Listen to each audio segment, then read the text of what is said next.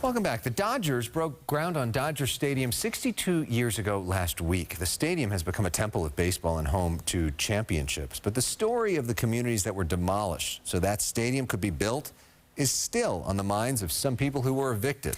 They were displaced for a housing project. When that fell through, the land became available for the Dodgers to build their new stadium.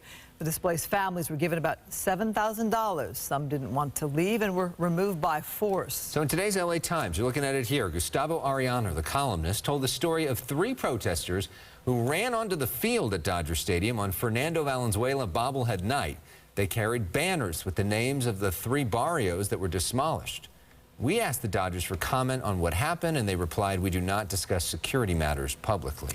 So let's bring in to talk more about this story, and his column is today's LA Times guest is Gustavo Arellano. I want to talk about the banner that those protesters dropped, which was #NotChavezRavine. Why does the history of it all matter? It matters to a lot of people. First of all, people love history, but this in particular, this was an origin story of the Dodgers in LA that a lot of people just will never forget. And the brief of it was, where on the land where Dodger Stadium is, you have 3 barrios. You had La Loma, Bishop, and Palo Verde. And so the city of Los Angeles in the 1950s told the people there, hey, we want to build this public housing. It's going to be wonderful. Let's make it happen. Some people sold their homes. Some people got eminent domain. Then, of course, Los Angeles in the 1950s like, oh, no, that's a communist plot. Land stays mostly empty for about 5 years. Then the city of LA tells the Dodgers, hey, we'll give it to you. You could build Dodger Stadium there. Some families there, specifically the Arechiga family, who was literally dragged out by LAPD. It was a traumatic moment and really something that was forgotten, because after that, everyone loved the Dodgers. But in recent decades, especially the family members, they have never forgotten, and more people are learning about that history to this day. My dad didn't know about this history until he saw a special that the LA Times did for Univision. He's like, wow, that's really messed up. So we know there are a lot of Dodger fans in this city.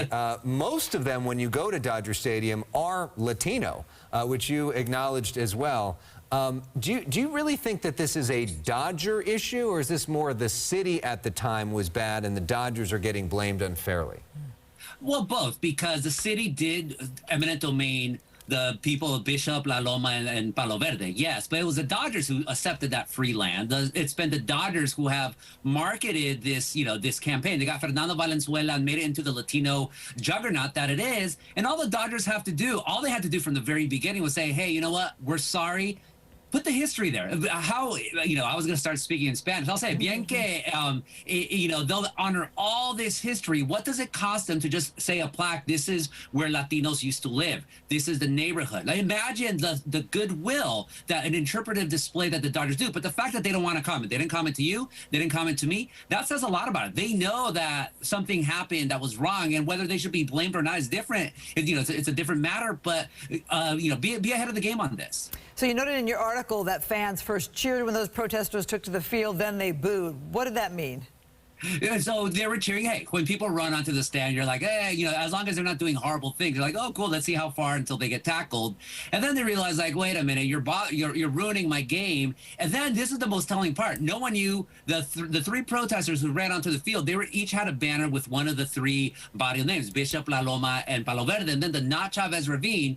When you're confused during a game and it's, you're messing up Mookie Betts' swing, and you're like, hey, get out of here. Like, why not? And then I talked to the father of one of the people who were on the field, and he was trying to have these conversations, and he said some people were interested, but for the most part, they were mad. And while this was happening, I'm getting texts from my cousins, of course, Latino, saying like, hey, who are these fools doing it? Like, get the hell off the field. I'm like, oh, it's a Chavez-Ravine thing. And they're like, that happened 60 years ago. Who cares? Give me more Julio Urias. Yeah.